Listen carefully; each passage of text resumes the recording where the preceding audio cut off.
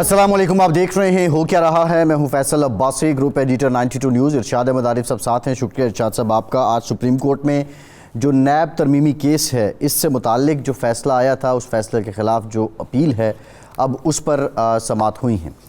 Chief justice Qazi Faiz ईसा ने इसकी सरबराही की है, इस समाअत की, और उनके साथ ऑब्वियसली बेंच भी मौजूद है। अहम बात यह है कि बानी PTI आज इस समाअत में पेश हुए हैं फिर से, और इस मौके पे उन्होंने अदालत में जो अपना मौक़िफ़ है वो भी दिया है। उन्होंने ये भी कहा कि नैब जो तरामीम हैं, अगर ये ख़त्म हो जाती हैं, इससे मुझे तो फ़ायदा हो जाएगा, लेकिन जो एहतसाब है वो नहीं हो पाएगा। साथ ही साथ उन्होंने ये भी कहा कि नैब तरामीम अगर बरकरार रहती नहीं ख़त्म हो जाती हैं, नैब तरामीम अगर ख़त्म हो जाती हैं तो इससे मुतालिक उन्होंने ये कहा, अगर बरकरार रहती हैं से एग्जैक्टली, तो मुझे फ़ायदा हो जाएगा, लेकिन इस हिसाब का अमल है वो नहीं हो पाएगा। मैं 27 साल पहले इसी मकसद के लिए सियासत में आया था। साथ ही साथ उन्होंने ये भी कहा कि जो 3.25 करोड़ रुपए की घड़ी थी उसको अरबों रुपए का करके दिखाया गया और घड़ी मैंने बेच दी, ये भी कहा गया। खैर, इस मामले पे हम बात करेंगे नैब तरमीम से मुतालिक और इस केस से मुतालिक। अब 7 दिन का वक्त दे दिया गया है सियासी जमातों को मारूज़ात जमा करवाने के लिए, और इससे पहले जो मौक़िफ़ अपनाया गया बानी PTI की तरफ से कि उनको काउंसिल रसाई नहीं दी गई, इस पर हुकूमत ने जवाब जमा करवाया और उन्होंने बताया कि जो पिछले 8 माह हैं उसमें 105 मुलाकातें की हैं बानी PTI ने। जेल के अंदर के मनाजिर क्या हैं, क्या सहूलतें उनको दी गई हैं, जिसमें रूम कूलर भी वाज़ेह है, मैट्रेस भी है, कुर्सी भी है, मेज़ भी है, किताबें भी हैं, किचन कैबिनेट है, उसमें सामान भी है, और साथ एक कॉरिडोर है जिसमें वो वॉक भी कर सकते हैं, और एक्सरसाइज मशीन भी वहाँ पे एक मौजूद है साइकिलिंग के लिए। ये सहूलियात भी दी गई हैं। बहरहाल जो हुकूमत ने मौक़िफ़ अपनाया उसने बानी PTI के मौक़िफ़ को गलत करार दिया है। फ़ैसला अब इसकी तारीख़ का ऐलान बाद में किया जाएगा, ये फ़ैसला कब आना है, लेकिन अगेन ये फ़ैसला जो आएगा इसमें इसके पाकिस्तान की सियासत पे क्या असरात होंगे, इस पर भी हम आज के प्रोग्राम में मुफस्सल गुफ्तगू करेंगे। दूसरी जानिब जो मामलात हैं, वो राना सनाउल्लाह साहब ने कहा किसी किस्म के मुज़ाकरात जो हैं वो नहीं होंगे PTI के साथ। अली अमीन गंडापुर साहब भी खासे एग्रेसिव हैं।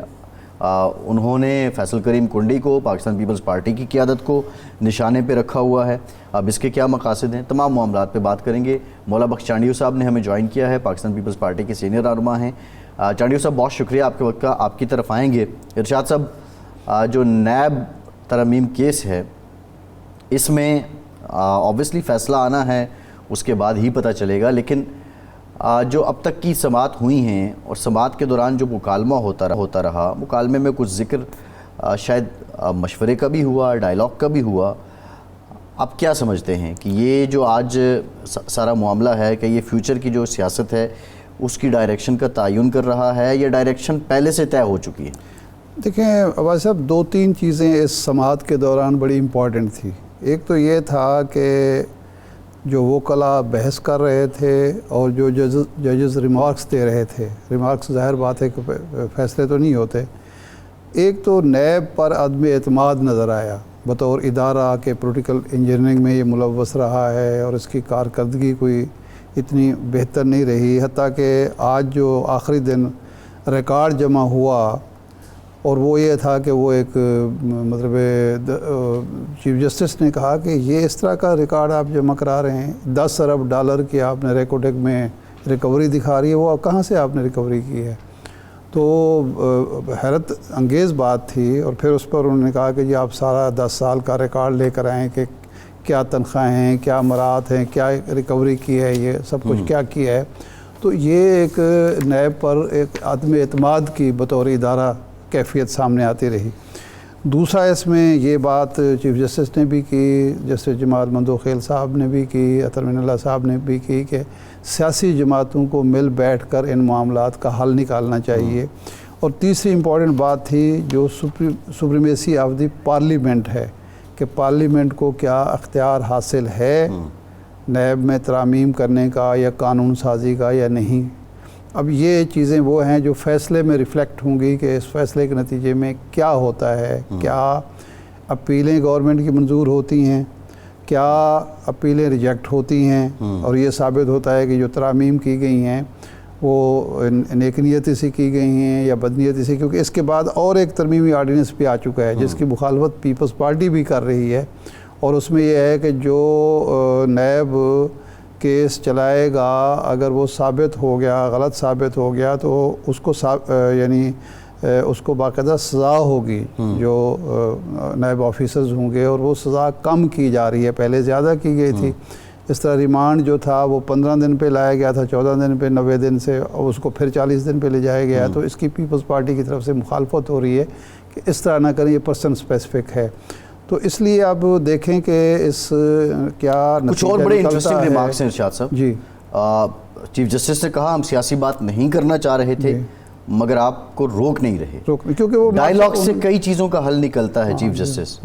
اور پھر عطر من اللہ صاحب نے فاروق اشنائک صاحب کو مخاطب کیا اور کہا کہ آپ کی بھی ذمہ داری ہے، یہ بھی کہا کہ ہم بنیادی حقوق کے محافظ ہیں مگر آپ سیاستدان بھی احساس کریں۔ عمران خان نے جب یہ کہا کہ جی غیر اعلانیہ مارشل لا نافذ ہے، تو اس پر یہ بات ہوئی کہ اس مسئلے کو پھر آپ حل نکالیں۔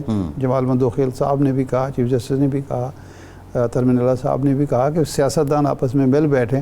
لیکن میرا خیال ہے مولانا سمرو صاحب، چانڈیو صاحب، مولانا چانڈیو صاحب ہمارے ساتھ موجود ہیں، باخبر سیاستدان اور پیپلز پارٹی میں بھی قابل احترام، باقی حلقوں میں بھی قابل احترام۔ ان سے ہم پوچھ لیتے ہیں اس حوالے سے کہ چانڈیو صاحب کیا دیکھ رہے ہیں؟ ہم آپ سے ایک دانشور کے طور پر، عدالتی فیصلے آپ کے سامنے ہیں، حکومت کا غصہ بڑھ رہا ہے، پی ٹی آئی مینو مانوں کی اور ہر درمی کی روش اپنا چکی ہے، حالات کیا رخ اختیار کر رہے ہیں؟ میں ساری صورتحال کو دیکھتا ہوں، عدلیہ نے تو خود کو ایک تسلیم کروایا ہے فوری طور پہ غیر جانبدار ادارے کے، جو ان سے پہلے چیف جسٹس صاحب تھے جو انہوں نے پی ٹی آئی کے لیے جو رویہ اپنایا تھا اس پہ تنقید ہو رہی تھی۔ میرے خیال میں تاریخ میں پہلی بار ہزاروں لوگ جمع ہوئے سپریم کورٹ کے دروازے پر اور احتجاج کیا کہ عدلیہ اس سپریم کورٹ پر، عدلیہ پہ نہیں، اس سپریم کورٹ پہ عدم اعتماد تھا۔ لیکن فائز عیسیٰ صاحب جو آئے ہیں انہوں نے کچھ فضا بہتر بنائی ہے۔ دوسرے جج صاحبان بھی ہیں، انہوں نے بھی اپنے ریمارکس پہ ایسا تاثر دیا ہے کہ ایک غیر جانبدار عدلیہ ہے، اور یہ پاکستان کے لیے بہت ضروری ہے، تمام پارٹیوں کے لیے۔ میں اس بات کا حامی نہیں ہوں کہ میرے کو فائدہ ملا تو میں اس کی تعریف کروں، نہیں، میں کہتا ہوں عدلیہ اس قسم کی ہو جس پہ تمام پارٹیاں اعتماد کریں، چاہے اپوزیشن میں ہو چاہے حکومت میں ہو، تبھی چل سکے گا۔ اور میں اس بات کو مانتا ہوں حضرت علی کی کہ انہوں نے کہا کہ کیا کہتے ہیں کہ انصاف کے بغیر کفر کی ریاست نہیں چل سکتے، ظلم کے ساتھ نہیں چل سکتے۔ تو یہ بات درست ہے، ظلم پر کیسے چلے گی ریاست؟ نہیں چل سکتی۔ تو اب کیونکہ باتیں بہت ساری ہیں ذہن میں، آپ کے سوال بڑے مزے کے ہوتے ہیں اور دل کہتا ہے کہ کھل کر باتیں کریں کیونکہ آپ کے سوال اس قسم کے ہوتے ہیں، تو میں جواب دینے کے لیے اس لیے ادھر ادھر ہو جاتا ہوں۔ میں دیکھتا ہوں یہ ہوں کہ عدلیہ پر جیسے اب ایک چند دن ہوئے، مہینہ بھی نہیں ہوا ہوگا، کہ فضا ایسی بنائی جا رہی تھی کہ ہم عدلیہ پہ بھی تبصرے کر رہے تھے، عدلیہ پہ بھی عدم اعتماد کی فضا بنا رہے تھے جو کسی بھی حالت میں درست نہیں تھی۔ لیکن بدقسمتی سے صورتحال یہ بن گئی ہے، اداروں پہ اعتماد اٹھایا جا رہا ہے، ایک مہم چلائی گئی ہے باقاعدے کہ اعتماد نہ رہے عوام کا بھی، عدلیہ کے لیے بھی ہوا، افواج پاکستان کے لیے تو میں نے پہلی بار دیکھا ہے اس قسم۔ اب بھٹو صاحب کے ساتھ ہوا، بھٹو صاحب کو قتل کیا گیا، ہم کو نہیں کہا گیا کہ آپ عدالتوں کے دروازوں پہ جائے۔ بے نظیر صاحب کا قتل ہوا، ہم نے جس قسم کا صبر کا مظاہرہ کیا۔ آپ دیکھیں زرداری صاحب کو، زرداری صاحب نے ٹوٹل جو لوگوں کی بات تھی کہ اب بی بی کے قتل کے بعد یہ کوئی سخت موقف اختیار کریں گے، ایسا نہیں ہوا۔ انہوں نے بالکل درست بات کی، پاکستان بچنا چاہیے، پاکستان بچے گا تو چیزیں ٹھیک بھی کر لیں گے۔ اب جو فضا بنائی جا رہی وہ اسی قسم کی ہے، اب جو فضا بنائی جا رہی ہے وہ اسی قسم کی ہے۔ صحیح، عدلیہ کو پھر اداروں کو پھر سیاست میں ملوث کیا جائے، یہ پاکستان کے لیے اچھا نہیں ہوگا۔ اور دوسری بات جس پہ میں زور دیتا رہا ہوں ہر گفتگو میں، پاکستان کے مسائل کا اس وقت پاکستان کے مسائل کا حل یہ ہے کہ تمام سیاسی پارٹیاں بیٹھیں، آپس میں طے کریں اور ایک نتیجے پہ پہنچے، ورنہ یہ جو بحران ہے کسی ایک پارٹی کے حل کرنے کا نہیں ہے. نہیں چانڈیو صاحب، معاف کیجیے گا چانڈیو صاحب بات آپ کی بجا ہے، چانڈیو صاحب بات بجا ہے. کہوں گا جی پیپلز پارٹی سی او ڈی کا بھی کریڈٹ لیتی ہے. بینظیر بھٹو صاحبہ کا یہ کارنامہ تھا، اس وقت انہوں نے بیٹھی، آپ مسلم لیگ نون کے ساتھ بیٹھے. کیا اب آپ کچھ ایسا انیشیٹ کرنے جا رہے ہیں کہ کوئی اے پی سی بلا رہے ہیں، کوئی چینل آپ ایکٹیو کر رہے ہیں کہ یہ جو ایک ہجانی کیفیت ہے اس سے نکلا جائے؟ دیکھیں ہم کوششیں تو بعد میں کریں نا. جب یہ پارلیمنٹ، یہ خان صاحب کی حکومت آئی پہلی، اب تو دوسرے دور میں آ گئے، پہلی آئی تو میرے قائد بلاول بھٹو صاحب نے جو موقف اختیار کیا وہ کمال تھا. ہم سب حیران پریشان تھے کہ بلاول صاحب نے یہ کیا موقف اختیار کیا، لیکن جمہوریت کے لیے بہتر تھا. اب دیکھیں بلاول صاحب نے کہا ہم ابھی اس حکومت کے لیے، ہم اس حکومت کے ساتھ تعاون کرنے کو تیار ہیں. سیاسی لوگ تو ایسے ہوتے ہیں، اللہ رکھے، اللہ کو جواب دینا. شہباز شریف صاحب نے بھی کہا ہم غیر مشروط حمایت کرتے ہیں. اب جس کی ذمہ داری بنتی ہے یہ بحران میں سے نکالنا حکمرانوں کی پہلی ترجیح ہونی چاہیے، ان کی ذمہ داری ہے، اس کے بعد سیاسی پارٹیوں کی. لیکن بدقسمتی ہے کہ خان صاحب نے اس آفر کو بھی نہ صرف ٹھکرایا بلکہ مذاق اڑائی گئی، ان کے لیڈروں کے ذریعے مذاق اڑائی گئی، ان پر شک و شبہات پیدا کیے ہیں. یہ ملک کے لیے اچھا نہیں ہے. ان کو ملک آگے لے جانا ہے تو ان کو پھر حقیقت پسند ہو کر اپنے غلطیوں کا بھی اعتراف کرنا چاہیے. میرے بھٹو صاحب نے صحیح کہا تھا کہ اپنے غلطیوں کا اعتراف کیے بغیر آپ درست قدم نہیں اٹھا سکتے. آپ اپنی غلطیوں پر بھی کھڑے ہیں اور کہہ رہے ہیں ہم ٹھیک ہیں، ایسا نہیں ہوگا. ابھی آپ اپنے چیف منسٹر کو دیکھیں جو انہوں نے رویہ اپنایا ہوا ہے، آپ دیکھیں. جی یہ بہت سنگین بات ہے. چانڈیو صاحب، اگر یہ ان کی لڑائی بڑھ جائے. جی آپ جو فرما رہے ہیں یہی بات وہ پی ٹی آئی والے کہتے ہیں کہ غلطیوں کا پہلے اعتراف تو کیا جائے. یہ تو اعتراف کیا جائے کہ 8 فروری کو مینڈیٹ ان کے بقول پی ٹی آئی کو ملا، لیکن حکومت شہباز شریف صاحب نے بنا لی اور وہ فارم 47 اور 45 کی بات ہوتی ہے. تو غلطیوں کا اعتراف تو کسی طرف سے بھی نہیں کیا جا رہا. دیکھیں میں گزشتہ پی ٹی آئی کی حکومت تھی، اس میں جو دھاندلا ہوا ہے ایسا تو تاریخ میں نہیں ہوا. ایک سیٹ نہیں چرائی گئی، پورے انتخابات چرائے گئے، حلقوں کے حلقے چرائے گئے. لیکن تب خان صاحب نے کیا بولا، پی ٹی آئی کا موقف کیا تھا جو اب درست کرے. ابھی چلے، ابھی تمام سیاسی لوگ کہتے ہیں کہ بات چیت ہونی چاہیے. بھائی سیاستدانوں سے بات کریں نا، آپ بات کیسے کرتے ہو؟ یہ کیوں ان کو اب گھسیٹ رہے ہو سیاست میں؟ جب وہ ایک الگ سائڈ ہو کر بیٹھتے ہیں، جناب سیاستدان اپنے فیصلے آپ کریں، پھر یہ اپنی داڑھی ان کے دوسروں کے حوالے کرنے سے کیا فائدہ ہے؟ مجھے سمجھائے نا. جی ہم تو کہہ رہے ہیں چانڈیو صاحب، ہم تو بات چیت کی حمایت کرتے ہیں. آج جو حکومت نے رپورٹ جمع کروائی ہے اس میں بتایا گیا کہ 8 ماہ میں بانی پی ٹی آئی نے جیل میں 105 ملاقاتیں کی ہیں. ملاقات کرنے والے جو نام سامنے آ رہے ہیں اس میں ندیم افضل چند صاحب کا نام بھی سنا ہے. تو چند صاحب کیا کوئی باضابطہ پارٹی پیغام لے کر گئے تھے یا وہ ذاتی حیثیت میں ملے ہیں؟ آپ کے علم میں کیا ہے؟ چند صاحب انتہائی محترم آدمی ہے. چند صاحب کو تمام لوگ عزت کی نگاہ سے دیکھتے ہیں. ہمارے پارٹی کے لوگ تو ان سے پیار کرتے ہیں. چند صاحب ابھی پچھلے دنوں پی ٹی آئی کے ساتھ رہے، جیسے مشیر ہو کر رہے خان صاحب کے، تو ان کے تعلقات ہوں گے. لیکن وہ جلد، میں یہ ہنس کے بھی کہہ رہا ہوں، سچ بھی کہہ رہا ہوں، پیپلز پارٹی کے جو بنیادی لوگ ہیں وہ کسی اور پارٹی میں جچتے ہی نہیں، جائیں گے نہیں، سکون محسوس کریں گے نہیں. ہمارے کراچی کے عبدالحکیم بلوچ صاحب تھے، دوسرے ہمارے تھے، وہ سب کے سب وہ گئے نون لیگ میں، لیکن تھوڑے دنوں میں ان کو احساس لگ گیا کہ ہم تو غیروں میں آ گئے، ہم بھی ان کے لیے غیر ہیں. تو چند صاحب نے کوشش کی ہے. جہاں تک آپ کا سوال ہے کہ باضابطہ کوئی بات چیت ہے، مجھے اس کا علم نہیں ہے کہ میں آپ کو غلط بیان نہیں کروں، ایسا نہیں کروں گا. لیکن پیپلز پارٹی کی یہ خواہش ضرور ہے کہ بات چیت ہو، بحران سے نکلے، اور ہم بات چیت کرنے کو تیار بیٹھے ہیں. ہم انکار نہیں کرتے، لیکن انکار کس کی طرف سے ہے؟ حکومت کی طرف سے. بدقسمتی ہے، یہ بات چیت حکومتوں کے لیے اچھی ہوتی ہے. میاں صاحب نے کیا کیا دہشت گردی کے ایشو پہ، پشاور والے واقعے کے بعد؟ ہم تو گئے، ہمارے کئی رہنما تقریریں کرتے روتے رہے کہ ہم نے کیسے حمایت کرتی ہے ملٹری کورٹس کی. لیکن ملکوں کی تاریخ، قوموں کی تاریخوں میں ایسے دن آتے ہیں جو کئی فیصلے نہ بھی مانو تب ان کو قبول کرنا ہوگا. اگر ان کی خوشحالی اور ملک کی ترقی کا سفر آگے لے جانا ہے تو اعتراف بھی کرنا ہوگا اور چیزوں کو بہتر کرنے کے لیے کوششیں بھی کرنا ہوگی. چانڈیو صاحب، پی ٹی آئی والے یہ کہتے ہیں کہ ہم نے خان صاحب نے ایک کمیٹی بنائی 3 رکنی. انہوں نے کہا جی یہ مذاکرات کرے گی. اس کے بعد خان صاحب کے خلاف اور نئے کیسز بننے شروع ہو گئے. سی بی ایم یہ ہونے تھے کہ کچھ لوگوں کو جنہیں عدالتیں رہا کرتی ہیں رہا کرنا تھا، عدالتیں ضمانت لیتی ہیں، ان کو دوبارہ گرفتار جیل کے دروازے پر کر لیا جاتا. تو یہ تو حکومت کی طرف سے بھی تو وہ مفاہمت اور مذاکرات کی طرف قدم نہیں بڑھایا جا رہا. طریقہ کار تو درست ہونا چاہیے نا پی ٹی آئی کا. میں نہیں کہتا، میں اس کی مخالفت نہیں کرتا ہوں، لیکن ہماری پیپلز پارٹی کی قیادت پر تو یہ الزام نہیں آ سکتا. ہم نے تو اعلانیہ حمایت کی ان کی. اب ان کو قابل قبول نہیں تھا، ان کو پیچھے انگلی چاہیے وہی پرانے زمانے والی. یہ انگلی نہیں ملے گی ان کو. اب وہ زمانہ تبدیل ہو گیا ہے. اب ان کو سیاستدانوں سے بات کرنی ہوگی.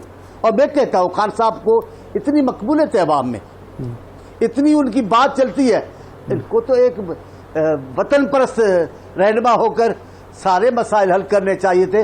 اور لوگ ان کو داد دیتے کہ اتنے سارے مظالم کے باوجود، مصیبتوں کے باوجود خان صاحب دیکھیں پاکستان کو بچانے کے لیے کوششیں کریں. لیکن بدقسمت ایسا نہیں ہو رہا ہے. ان کو آج بھی اپنی انا کا معاملہ ہے، اپنا غصہ، ضد. ایسے کیسے ملک چلے گا؟ چانڈیو صاحب یہ فرمائیں، ایک نقطہ نظر ہے، مجھے بھی اختلاف ہو سکتا ہے آپ کو بھی، کہ جب بھی پیپلز پارٹی کے ذریعے تحریک انصاف کو مذاکرات پر لانے کی کوشش ہوتی ہے تو حکومت، مسلم لیگ کی حکومت کو کچھ نہ کوئی ایسا کرتی ہے کہ وہ مفاہمت اور مذاکرات کا سارا عمل سبوٹاج ہو جاتا ہے. خوف ہمیشہ مسلم لیگ کو یہ رہتا ہے کہ اگر یہ مذاکرات کا، مفاہمت کا عمل ہوا تو ہمیں سب سے زیادہ نقصان ہوگا. ایسا کوئی ہے؟ آپ کی بات درست ہے. آپ کی بات تجزیے کے قابل ہے، اس کو ماننے جیسی بھی بات ہے. لیکن اگر سازش ہے اور اس کا فائدہ حکومت کو ملنا ہے تو اس سازش کو ختم کرنے کی کس کی ذمہ داری ہے؟ آپ کو پتہ چل رہا ہے، وزیر اعظم کو، خان صاحب کو پتہ نہیں چلتا ہے کہ یہ کوششیں میرے فائدے میں جائیں گی. پی ٹی آئی کے تمام رہنماؤں کو کوئی سمجھداری نہیں ہے، نہ ملک کو بچانے کی، نہ بحران سے نکالنے کی، نہ اپنے آپ کو بچانے کی. اگر ایسی سازش ہے تو حکومت کو تو اور مدد کرنی چاہیے. لیکن ایسا نہیں ہے. ہم ضد پر نہیں ہیں، ہم ایک اصول پر ہیں کہ بات چیت کرنی چاہیے. بالآخر پاکستان کے سیاستدان کو بیٹھنا ہوگا. اگر جو لوگ پاکستان چاہتے ہیں، جو پاکستان کے عوام کی خوشحالی چاہتے ہیں، جو جمہوریت کی کامیابی چاہتے ہیں، ان کو بہرحال بیٹھنا ہوگا. ہٹ درمی کر کے باتوں سے بھاگنا اس وقت تو ملک دشمنی ہے. معاشی حالات کیسے معاشی حالات ٹھیک ہوں گے؟ جس ملک کے سیاسی حالات ٹھیک نہیں ہیں اس کے معاشی حالات ٹھیک نہیں ہو سکتے. چانڈیو صاحب یہ بتائیے کہ رانا ثناء اللہ صاحب کہتے ہیں کہ اب پی ٹی آئی کے ساتھ جو مذاکرات ہیں اس کے امکانات بالکل ختم ہو چکے ہیں، اور دوسری طرف اگر پیپلز پارٹی ہاتھ بڑھاتی ہے دیکھیں تو پھر پی ٹی آئی کے جو وزیر اعلیٰ ہیں علی امین گنڈاپور صاحب خیبر پختونخوا کے، وہ جو آپ کی قیادت کے بارے میں، بلاول صاحب کے بارے میں، آپ کے گورنر کے بارے میں جو الفاظ انہوں نے کل استعمال کیے ہیں، تو آپ نہیں سمجھتے کہ پی ٹی آئی کے اندر سے بھی لوگ شرارت کر رہے ہیں کہ مذاکرات نہ ہوں؟ میں بڑے عرصے سے چیزوں کو قریب سے دیکھتا ہوں، کبھی حکومت میں بھی رہا ہوں، کبھی ذمہ داریاں بھی نبھائی ہیں میں نے. میں بڑی دیر سے دیکھتا ہوں، عرصے سے. جب بھی کوئی بہتری کی بات ہوئی ہے کوئی غیبی ہاتھ آ کر کام کرتا ہے. اچھا، میاں صاحب کے زمانے میں میری گفتگو ہے، ٹی وی میں بیٹھا تھا، میں نے کہا کوئی ہاتھ ہے جو میاں صاحب کو بننے نہیں دے رہا سیاسی پارٹیوں سے. میرا خیال ہے ایکسپریس پہ ٹی وی انٹرویو تھا. کوئی بننے نہیں دے رہا. خواہ مخواہ ایویں ہی ایک ضد پال لینا، ایک لڑائی پال لینی. میں آپ کو یقین سے کہتا ہوں ہر سائٹ پہ 1-2 آدمی چھوڑ دیے جاتے ہیں جو آ کر اشتعال بڑھاتے ہیں، جو نہ ان کی حمایت کرتے ہوئے نہ ان کے کرتے. ان کو ہمارے سندھی میں بڑی اچھی بات ہے. علی امین گنڈاپوری جو بھی ہے، میں ان کو تو نہیں کہہ سکتا، لیکن وہ سیاسی مہذب آدمی بھی نہیں ہے. یہ سیاسی طریقہ تو نہیں ہے جو وہ اپنا رہے. میں اپنے وزیر کو, سابق وزیر کو, یہ ہمارے جو گورنر بنے ہیں ان کو جانتا ہوں.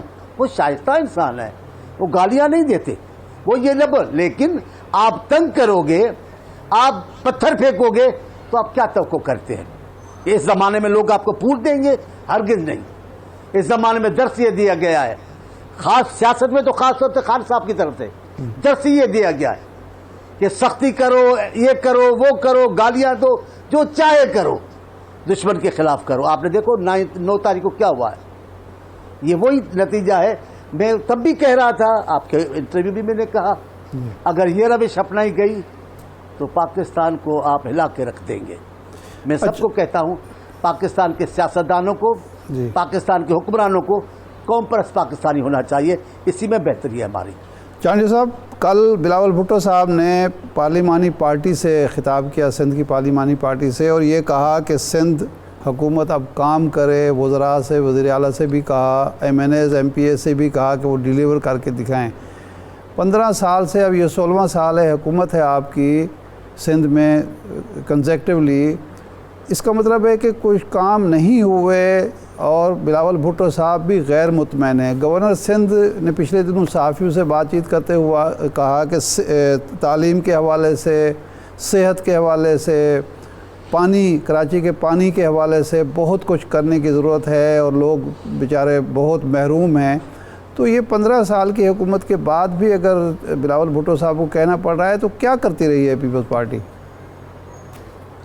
جس صوبے میں چیزوں کو خراب کرنے کے لیے 50 سال کام کیا گیا ہے, اس میں یہ عرصہ تو کافی نہیں تھا.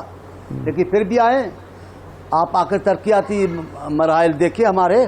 میں بڑے فخر سے کہتا ہوں کہ ہماری حکومت نے, اور خاص طور پہ بلاول صاحب کی جب زیر نگرانی جو کام ہوئے وہ کمال کام ہوئے ہیں. آپ دیکھیں, جائیں یہاں کے نمائندے ہیں اپنے ٹی ویوں کے, جنہوں نے خواب میں بھی تھر نہیں دیکھا, وہ بھی کچھ مہینے پہلے صرف ایک ہی بات کرتے تھے, جناب تھر, جناب تھر. میں نے کہا بھائی آپ تھر گئے ہی نہیں ہو, اب جائیں تو سے, اب جائیں کسی کو تھر میں بھیجیں. تھر میں جو راستے بنے ہوئے ہیں آپ تصور نہیں کر سکتے وہ کراچی میں ہوں گے یا اسلام آباد میں ہوں گے. اور ابھی آپ نے ایک بات کی ہے, بڑی اچھی بات کی ہے کہ صحت کے حوالے سے بھی آپ نے باتیں کی ہیں. یہ تو کمال کی بات ہے. پاکستان کے تمام لوگ, دنیا کے تمام لوگ سندھ میں بھی جو طبی سہولیات میسر لوگوں کو, ان کی تعریف کر رہے ہیں. پنجاب میں بھی وہ ادارے نہیں ہیں ایسے جتنے سندھ میں ہیں. یہ بلاول صاحب ہے, چیف منسٹر صاحب ہے, مراد علی شاہ صاحب, ان کی کوششیں, ان کی نگرانی ہے. آپ دیکھیں ہمارے ادارے تو دیکھیں, پنجاب کے لوگ سندھ میں آتے ہیں, کیا گمبٹ ہے چھوٹا سا گاؤں, وہاں آتے ہیں, NICVT میں آتے ہیں, حیدرآباد میں آتے ہیں, کراچی میں آتے ہیں. اور چیئرمین صاحب بلاول صاحب نے اور مراد شاہ نے تو کوششیں کر کے سندھ کے تمام بڑے شہروں میں NICVT کے مرکز اسپتالیں کھول دی ہیں. یہ ادارے آپ گورنر سندھ کو بھی دکھائیں نا چانڈیا صاحب, وہ تو کہتے ہیں کہ صحت کا برا حال ہے. دیکھیں گورنر صاحب ایک بڑے محترم ہیں, لیکن ان کی اپنی سیاسی سوچ بھی ہے. وہ جاتے ہیں سندھ میں, جاتے ہوں گے, کہیں ملتے ہوں گے دوستوں کو, لیکن ساری دنیا کہہ رہی ہے گورنر صاحب کو نظر نہیں آ رہا تو اور بات ہے. گورنر صاحب کی اپنی بھی پارٹی ہے, ان کا بھی چشمہ پڑا ہوا ہے گورنر صاحب کو. کتنی شائستہ ہو, کتنی گفتگو اچھی کریں, لیکن ان کو اپنی پارٹی سے بھی تو رشتہ نبھانا ہے نا. لیکن میں آپ کو پھر کہہ رہا ہوں, صحت کے حوالے سے, ترقیاتی اسکیموں کے حوالے سے اس وقت سندھ میں کمال کام ہو رہا ہے. آپ دیکھیں, میں تو چھٹی دے رہا ہوں, آپ جائیں گھومیں, کسی کو نہ لے جائیں, تھرپارکر میں جائیں, اپر سندھ میں جائیں, آپ جا کر دیکھیں.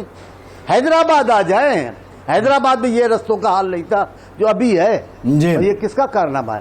یہ چیئرمین بلاول صاحب کی نگرانی ہے اور مراد علی شاہ کی دلچسپی. جی ٹھیک, بہت شکریہ مولا بخش چانڈیو صاحب. آپ کے وقت وقفے کے بعد حاضر ہوتے ہیں.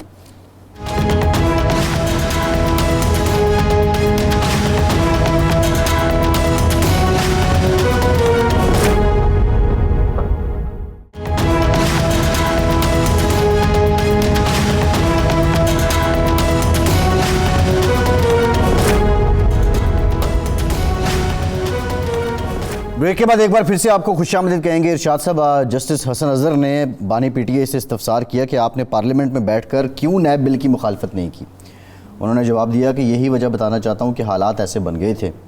شرح نمو 6.2% پر تھی، حکومت سازش کے تحت گرا دی گئی، پارلیمنٹ جا کر اسی سازشی حکومت کو جواب نہیں دے سکتا تھا۔ اب جی کویسچن از دیٹ کہ یہ معاملہ قانونی ہے، آئینی ہے جس پہ بات ہو رہی ہے، عدالت میں ایک معاملہ ہے، تو اس پلیٹ فارم کو پولیٹیکل سٹیٹمنٹس کے لیے آپ کیا سمجھتے ہیں کہ استعمال کرنا درست ہے، یا انہوں نے اس موقع کو غنیمت جانا کہ اب موقع ملا ہے تو کھل کے بات کر ہی لیں اور یہیں سے اپنا پیغام جاری کر دیں؟ جب سیاستدان عدالت میں پیش ہوگا تو سیاسی بات کرے گا، کیوں نہیں کرے گا؟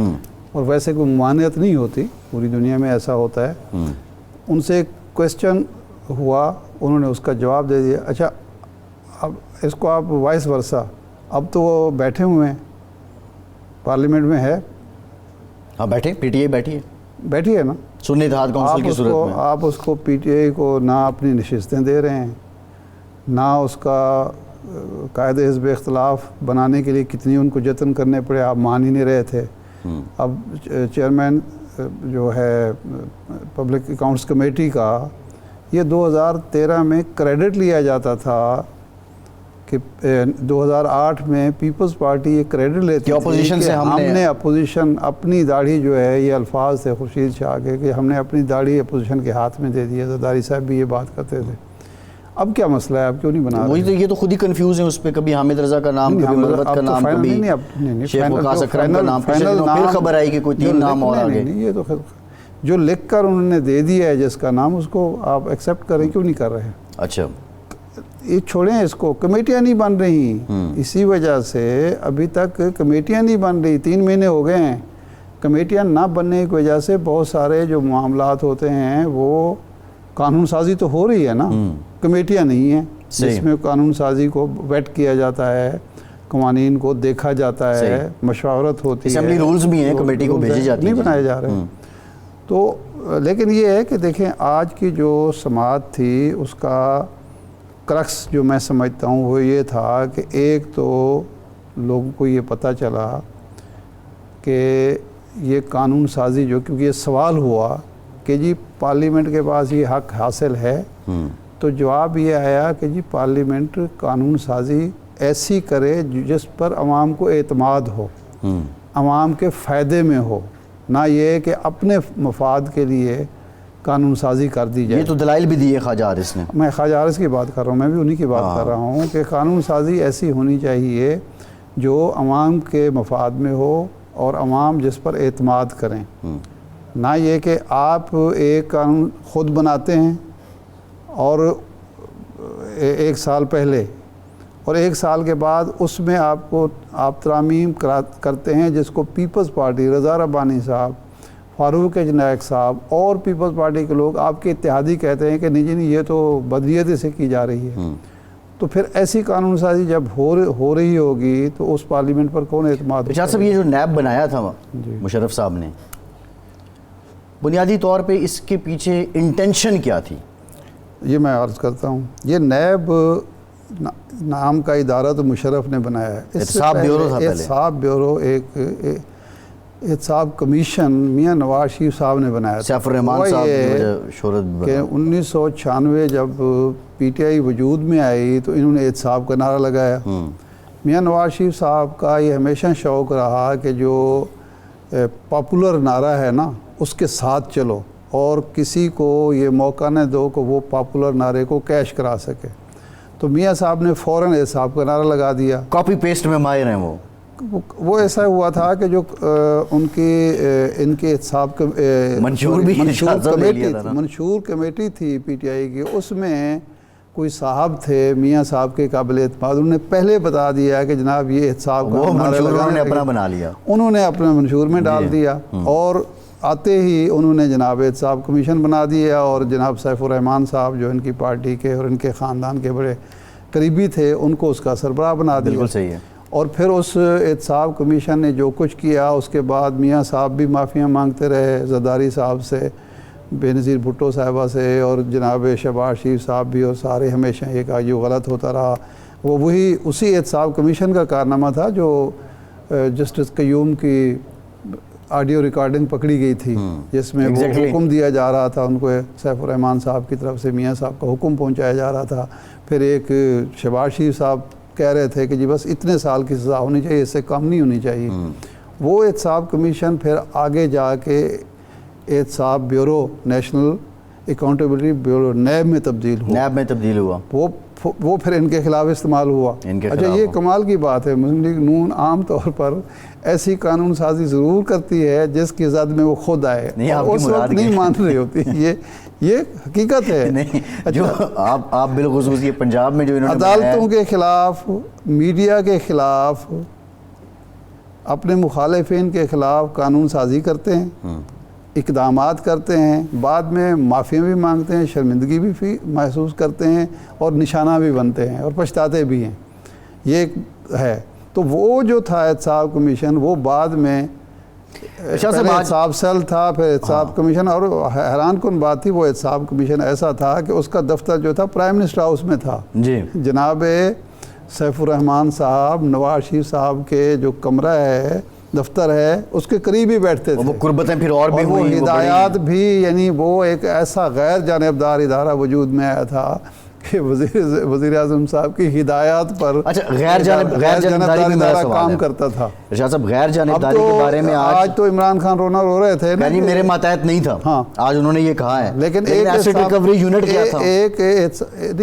وہ شہزاد اکبر کس کا مشیر تھا؟ دیکھیں وہ بات یہ نہیں ہو رہی، بات یہ کہ احتساب کمیشن ایسا بھی وجود میں آیا ہے جو پرائم منسٹر ہاؤس میں قائم تھا، پرائم منسٹر کی ہدایات پر عمل کرتا تھا۔ صحیح ہے، ٹھیک ہے نا، یہ بھی ایک تاریخ ہے۔ تو ان کے دور میں بھی تو سر نیب، اب وہ کہیں گے ماتحت نہیں تھا، لیکن آپریٹ تو یہ کرتے تھے نا۔ شہزاد اکبر صاحب کا کیا تھا، مطلب جو دعوے، وہ پریس کانفرنس ہیں، پلندے اتنے بڑے بڑے، اب یہ مبرہ کریں خود کو کہ ہم نے احتساب کی صورت میں انتقام نہیں لیا۔ ہم اس وقت کیا کہتے تھے؟ ایگزیکٹلی ہم کہتے تھے یہ غلط کہ ہے کل کو آپ بھگتیں گے، اور بھگت رہے ہیں۔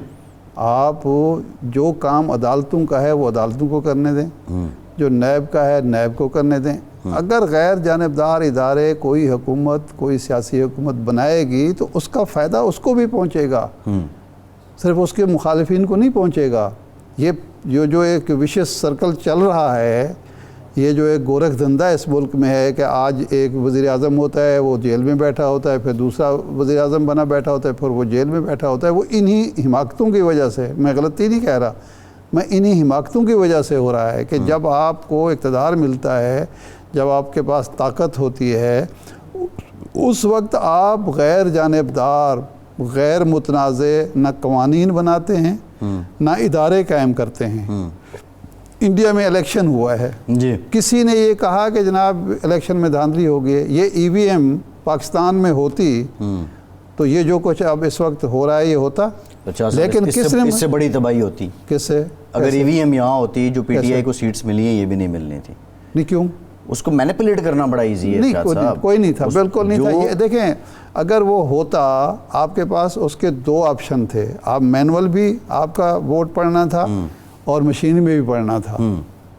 اب آپ تو بات کر رہے ہیں تو اس کا مطلب ہے کہ بدنیتی ہے یہاں اور کوئی سسٹم کام نہیں کر سکتا۔ لیکن میرا تو سوال یہ کہ اگر الیکشن کمیشن ان حالات میں بھی اپنے آپ کو پوری طرح اپنا بطور ادارہ اپنا لوہا منواتا تو یہ کچھ نہ ہوتا، وہ تو ٹریڈیشنل وے میں بھی، لیکن اس کے لیپونس بہت ہیں ارشاد صاحب۔ لیکن نہیں، اس سے تو زیادہ فارمی نہیں، کم از کم وہاں یہ تو نہیں ہوتا تھا۔ آپ جب چیلنج کرتے، ایک ڈبے میں بھی ووٹ پڑا ہوا ہے اور ایک مشین میں بھی پڑا ہوا ہے۔ امریکہ میں سسٹم یہی ہے نا، جی، تو اس کا نتیجہ کیا ہوتا ہے؟ اعتراض کیا ال گور نے، عدالت نے ریجیکٹ کر دیا کہ یہ پورے سسٹم کو تو ہم نہیں ختم کر سکتے۔ میں جو بات کر رہا ہوں کہ اگر الیکشن کمیشن کو غیر جانبدار ادارہ بنا دیا جائے اور کسی کا گماشتہ بنانے کی کسی کو اجازت نہیں ہونی چاہیے، عوام کا مفاد دیکھنا چاہیے کہ آپ جب گماشتے بن جاتے ہیں، آپ کسی ایک پارٹی کی طرف یا ایک حکومت کی طرف آپ کا جھکاؤ ہو جاتا ہے، آپ اپنے ضمیر کے سامنے بھی شرمندہ ہو رہے ہوتے ہیں، اللہ کے سامنے بھی شرمندہ ہو رہے ہوتے ہیں، روز قیامت آپ بھول چکے ہوتے ہیں۔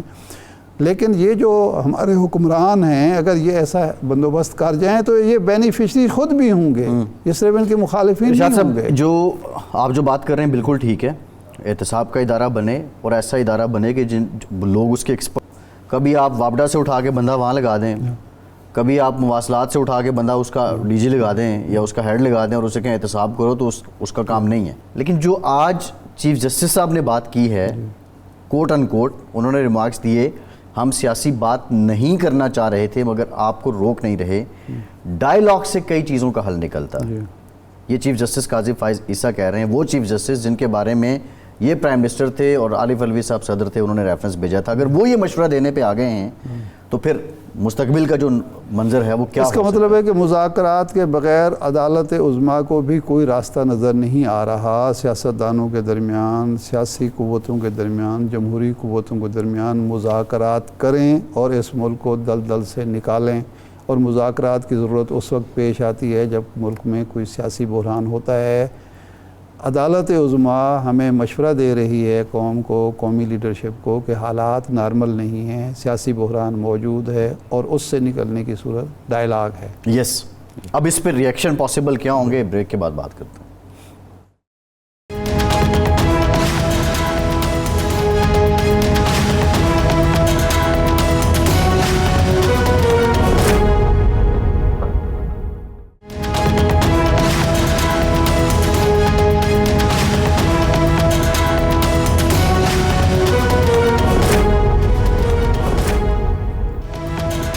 بریک کے بعد ایک بار پھر سے آپ کو خوش آمدید کہیں گے. ارشاد صاحب, ایک تو جو موقف تھا اس کو رد کیا حکومت نے آج کے سہولتیں جیل میں نہیں دی گئیں اور انہوں نے تصویریں, ریکارڈ اور شواہد سارا پیش کر دیا عدالت کے سامنے.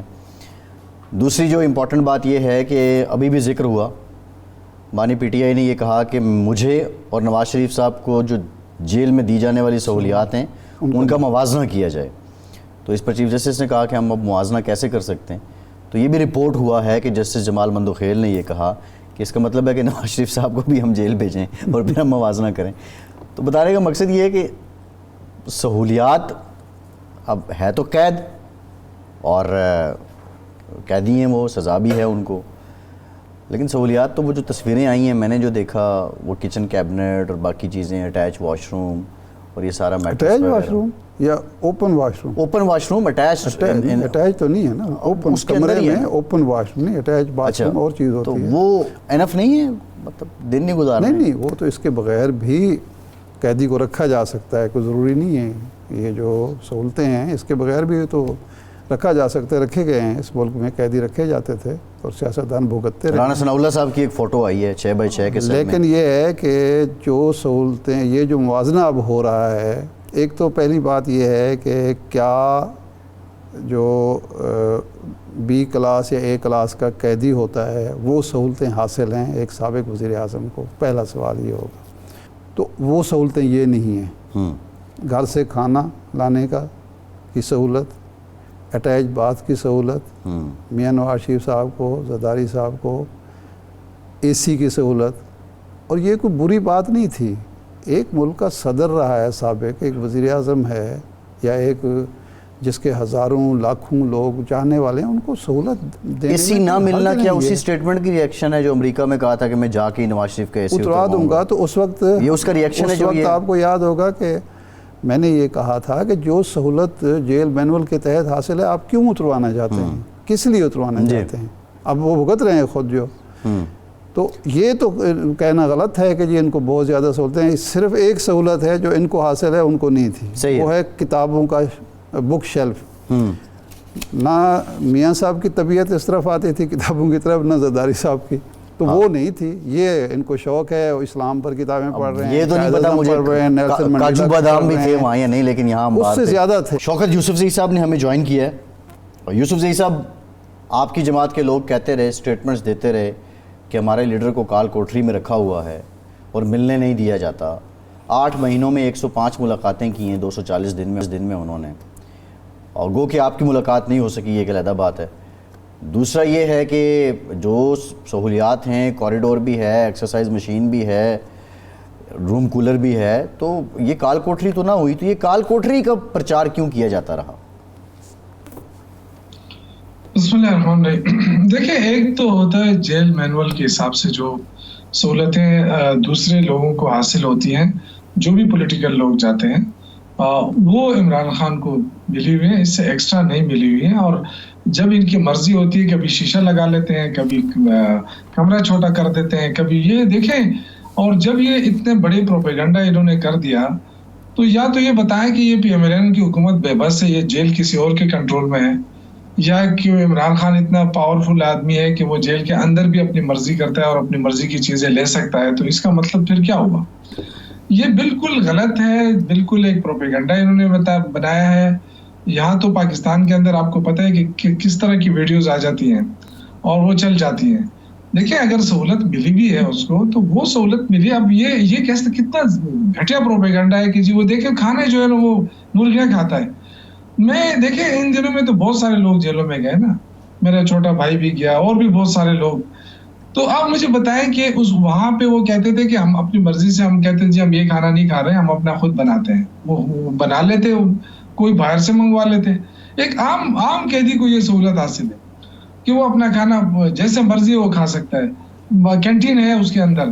لیکن یہ بڑا عجیب سا ہے کہ جی وہ اس کو یہ کھا رہا ہے, وہ یوں کھا رہا ہے اور یہ کر رہا ہے. اب ایکسرسائز نواز شریف اور زرداری صاحب نے نہیں کرنی تھی تو اس کا قصور ہمارا تو نہیں ہے. وہ پڑھنا کہتے ہیں جی وہ خطوط لکھتا ہے اور ایڈیٹوریل کالم لکھتا ہے, تو بھی اگر وہ لوگ نہیں لکھ سکتے تھے تو ہمارا قصور تو نہیں ہے. عمران خان اسٹڈی بھی کر رہا ہے اور یہ ایک طرف آپ کہتے ہیں کالم لکھتا ہے, دوسری طرف آپ کہتے ہیں کہ جو ملنے جاتے ہیں ان کو کاغذ قلم تک نہیں دیا جاتا اور وہ اپنے ہاتھ پہ لکھ کے لاتے ہیں. میں عرض کر رہا ہوں دیکھیں اب یہ تو مجھے نہیں پتا ہے کہ وہ کس طریقے سے وہ لکھتے ہیں, کس طریقے سے پہنچاتے ہیں, لیکن یہ مجھے بتائیں کہ جیل مینول کے حساب سے میں بات کر رہا ہوں. اب وہ اس کا کیا میڈیا ہو سکتا ہے, کس میڈیم کے ذریعے وہ پہنچاتا ہے. ظاہر ہے وہ جیل کے اندر تو کوئی PTI کی تنظیم نہیں موجود ہے نا, وہاں حکومت کس کی ہے اور انہوں نے کیا کیا نہیں کیا اس پہ ہمارے دوسرے ورکروں کے اوپر. یہ ان کی ناکامی. یوسف صاحب جی, شوکت صاحب, اگر خان صاحب کو شوق ہے لکھنے لکھانے کا, بھی کتابیں تو وہ پڑھ رہے ہیں, وہ ہمارے علم میں ہے, دیکھ بھی لی آج تو پوری شیلف بھری ہوئی کتابوں کی, وہ نیلسن منڈیلا کی بھی اس میں موجود ہے, قائد اعظم کے بارے میں بھی موجود ہے, اسلام پر بھی 2-3 کتابیں موجود ہیں, قرآن مجید کا بھی سنیں مطالعہ. ان کو مشورہ دیں کہ وہ کتاب لکھ دیں, کیونکہ جیلوں میں بہت اچھی کتابیں مولانا ابوالکلام آزاد کی جو غبار خاطر ہے وہاں جیل میں لکھی گئی. نیلسن منڈیلا نے جو کچھ لکھا زیادہ تر حصہ جیل میں مکمل کیا. ہمارے ہاں جاوید ہاشمی صاحب نے 3-4 کتابیں لکھیں, میں باغی ہوں, اور اس کے علاوہ بھی جناب یوسف رضا گیلانی صاحب نے چاہے یوسف صدا اتنی اچھی کتاب لکھی, اور لوگوں نے لکھی ہے. تو کتاب ہی لکھ دیں بجائے اس کے کہ وہ کالم لکھتے ہیں پھر اس پہ نیا مقدمہ بن جاتا ہے. اچھا انشاءاللہ تعالیٰ ان کی کتاب بھی آئے گی, یہ بھی میں آپ کو بتا دوں, بہت اچھی کتاب آئے گی, لکھ رہے ہیں, اور اس میں بڑے ہوں گے. میں آپ کو بتا دوں, یہ آپ خبر دے رہے ہیں کہ عمران خان جیل میں کتاب لکھ رہے ہیں اور ان کی کتاب آئے گی انشاءاللہ تعالیٰ. جتنے حقائق اس ملک کے ساتھ جو کچھ ہوا, جو کچھ ہو رہا ہے, یہ بہت ساری چیزیں ہیں, اور پہلی دفعہ حقیقت سامنے آئے گی کہ کس طرح کھایا گیا, کون لوگ اس میں ملوث ہیں, کس طرح کمزور کیا جاتا رہا, اداروں کو کس طرح لڑایا جاتا رہا, اداروں کے ساتھ کیا ہوتا رہا, پولیٹیکل پارٹیز کا رول کیا رہا ہے اس ملک میں, پولیٹیکل لیڈرشپ کا کیا رول رہا ہے, اور ہمارا عدلیہ, ہمارا باقی جو ادارے ہیں ان کا کیا رول رہا ہے. انشاءاللہ یہ آپ دیکھیں, آنکھیں کھول دیں گے. لیکن یہ کہ تھوڑا صبر کریں, یہ برداشت ہی نہیں کر پا رہے. یہ شاید سمجھتے تھے کہ یہ چونکہ بڑا اس میں رائے حکومت تو خان صاحب کو موقع دے رہی ہے کہ کتاب مکمل کر لیں, اسی لیے تو وہ ان کی مدت بڑھ رہی ہے تاکہ کتاب مکمل کر لیں. وہ تو فیسلیٹیٹ کر رہی ہے آپ کو. نہیں, ان کی جو زیادہ تکلیف جو سامنے نظر آ رہی ہے نا, مجھے بتائیں کہ پہلی بار ایسا ہوا ہے کہ کسی قیدی کے حوالے سے اتنا پروپیگنڈا کیا گیا ہے نا میڈیا کے اوپر کہ جی دیکھیں اس کو تو یہ سہولت ہے, یہ سہولت ہے. تو یار یہ جتنے بھی لیڈر گئے ہیں جاتے ہیں, ہمیں پتہ ہے اب عام سے ہم جیسے لوگ چلے جائیں تو ہمارا بھی وہ خاطر مدارت کرتے ہیں. تو ایک اتنا بڑا لیڈر جو پاکستان کا سب سے پاپولر لیڈر وزیر اعظم, یا تو وہ یا کہہ دیں کہ جی صاحب باقی قیدیوں کے ساتھ آپ رہیں, وہ تو خوش رہے گا. عمران خان تو اس سے زیادہ خوش رہے گا کہ اگر آپ کہیں کہ جی ہم آپ کو علیحدہ کمرہ نہیں دیتے ہیں, آپ قیدیوں کے ساتھ رہیں. جی میرے خیال سے اچھا کرے گا. یہ یوسف زئی صاحب یہ رسک تو نہیں لیں گے وہ, بالکل. یہ یوسف زئی صاحب, اب مسئلہ یہ ہے کہ ظاہر ہے ان کی سیکیورٹی جیل میں بھی تو مقدم بنانا ضروری ہے. سوال یہ ہے کہ علی امین گنڈا پور صاحب کل جو انہوں نے بات کی ہے بطور وزیر اعلیٰ, یہ کیا انداز گفتگو ہے بلاول صاحب کے بارے میں, فیصل کریم کنڈی صاحب کے بارے میں، اور وہ جو الفاظ استعمال کر رہے ہیں ہم ریپیٹ نہیں کر سکتے. مطلب یہ کیا ہے، مقصد کیا ہے ان باتوں کا؟ دیکھیں میں آپ کو کیا بتاؤں، یہ جو 1.5 سال یا سال جو گزرا ہے اور جس طریقے سے پاکستان تحریک انصاف کے اوپر ایک ظلم کے پہاڑ توڑے گئے ہیں، تو اس میں دیکھیں بینیفیشری کون لوگ ہیں؟ یہی لوگ ہیں نا. یوسف زئی صاحب قطع کلامی کی معافی، پروگرام کا ٹائم ہو گیا ہے، پھر کسی دن آپ کو زحمت دیں گے. بہت شکریہ آپ کے وقت کا. ارشاد صاحب آپ کا شکریہ. آج کے پروگرام سے اتنے اجازت دیجیے.